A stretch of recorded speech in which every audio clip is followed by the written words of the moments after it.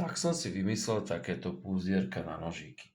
Začal som nedávno brúsiť nože a rozdávam alebo predávam, poznám ich, takéto uhlíkové nožíky. Sú veľmi krehké, jemné, ľahko sa vylúpia. Tak som začal na ne šiť púzdra z hovädzej kože. A cez Vianoce som rozmýšľal, že čo s takými ozdobnými šupinami, čo mám skáprať, čo som si zrezal. Tak som to prilepil na púzdro odsekáču. Bolo to škaredé, teraz už to mám trošku ináč spravené, už to je peknejšie.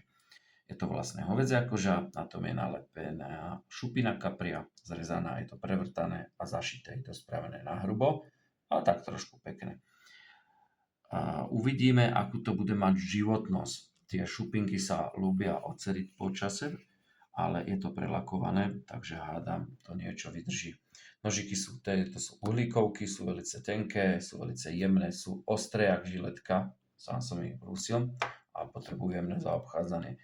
Toto je nerezovka, to je z húževnatej ocele, táto sa nevyštrbí, nevyláme. Tá môže byť baďako hodená v šuflíku, ale prečo by mala byť, keď môže byť v púzdre? A prečo by mohla byť v obyčajnom, keď môže byť takto z kaprých šupiniek?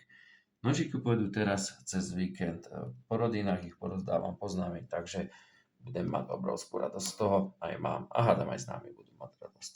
Takže tak, som nadšený.